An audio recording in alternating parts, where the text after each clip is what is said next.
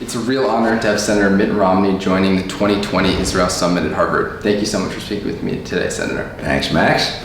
So before we dive into our conversation about Israel, I'd love to ask you to reflect a bit more about your time at Harvard Business School and Harvard Law School and how it's impacted your career.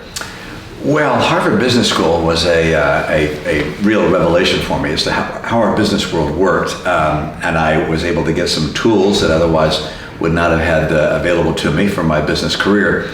But perhaps most important was the associations I made with a number of individuals. We have become good friends over the years. We've gone in different directions, but those associations have been a source of real happiness for me over the ensuing years. Law school was not as much down my alley as was business school. I looked around the room of law school students and I said, if I ever get in legal trouble, I'd rather hire them than me. So I knew my career was most likely going to go the business route. But it was an extraordinarily mind-expanding experience to be in law school. And I came away with an understanding of how the law works, how it protects us, and why you need to get good lawyers if you get in trouble. Absolutely.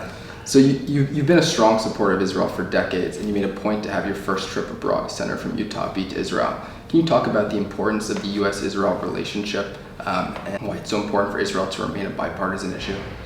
Well, there is a competition going on. Competition is kind of a mild word for what's going on between authoritarian states and I'll call them free states.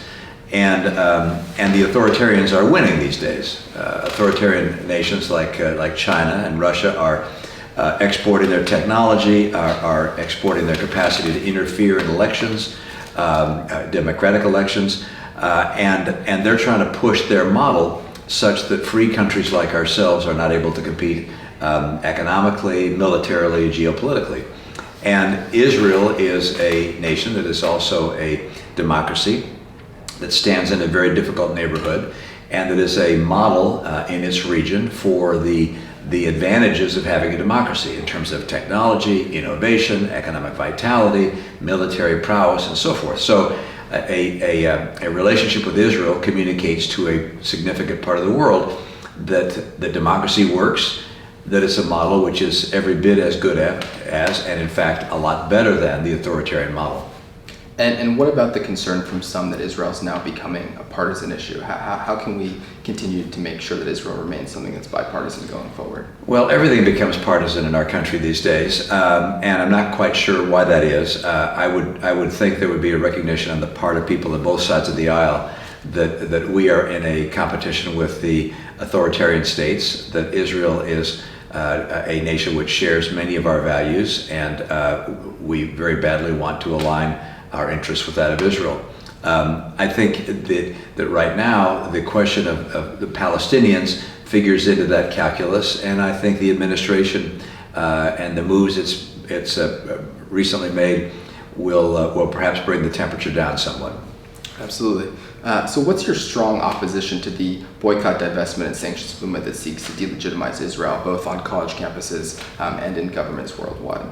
Well, any effort to weaken or minimize a democratic nation that shares our values is an effort that basically shoots us in our own foot or our own nose or whatever you want, whichever part of your body you want to talk about.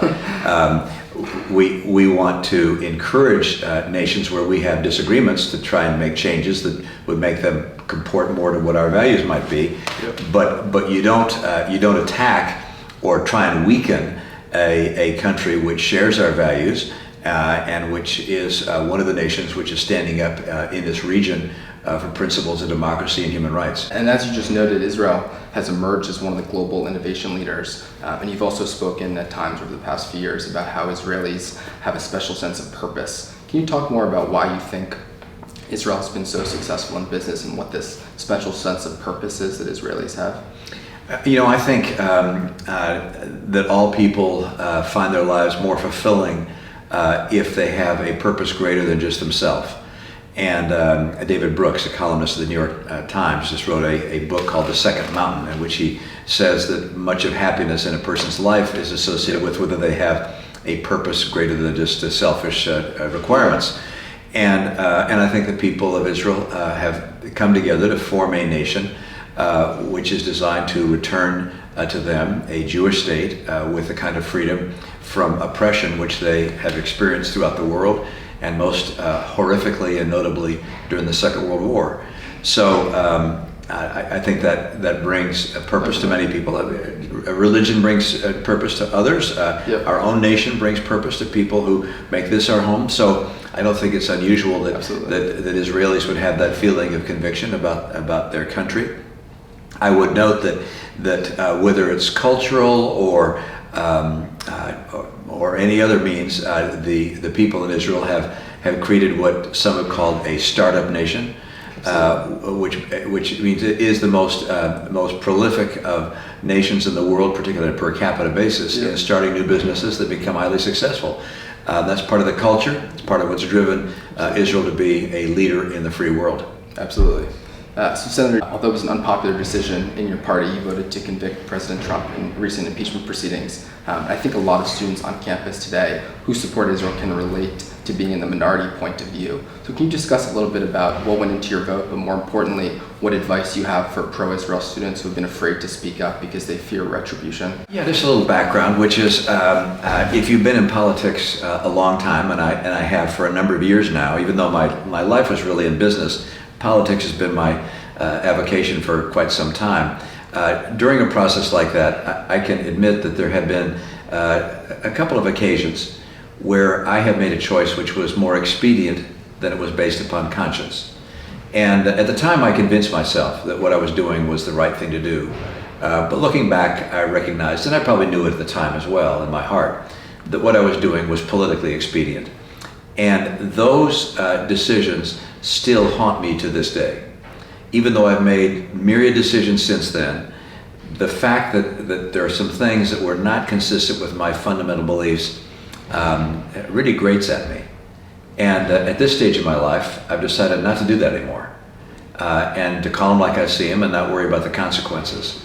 And I mean, I think for young people coming along, I would make the observation that if you ever make a choice or a decision which is inconsistent with your fundamental beliefs, you're going to regret it.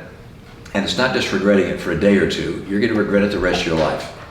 And there's nothing quite as exhilarating and uplifting as being able to speak your mind and speak your conscience, even if there are consequences, and potentially and particularly when there are consequences of having done so. Absolutely. So lastly, I just would love to hear your thoughts on President Trump's peace plan and what your thoughts are for the future of the region. You know, I am encouraged by the proposal that the president put forward on a peace plan for Israel. I say that because I don't necessarily agree with every element of the plan, and I know that much of the Arab world and the Palestinians in particular have rejected it. But it is a recognition, number one, that creating a second state, a Palestinian state, continues to be an American objective. That's, in my opinion, a positive step. And number two, it's something on the table to say, here's what we propose, and now we look forward to hearing what you all have as a response. We've been going for a number of years now without anything on the table, just talking about we wish things would get better. This president's actually made a proposal, and it's saying we're willing to sit down and talk. I think that's a positive step as well. I think we have a challenge in that we have a hard time knowing who to negotiate with the Palestinians. When I say we, I mean the United States as well as Israel, because there's not, Abbas is getting pretty old. I don't know what kind of grip he has politically on the population of the West Bank, certainly not in Gaza. So who to negotiate with is a question mark, but having our country lead with a plan that includes the creation of a independent state, I think is a positive step. Amazing. Well, thank you so much for joining us, Senator Romney. We really appreciate it. Thanks, Max. Good to be with you. Thank you.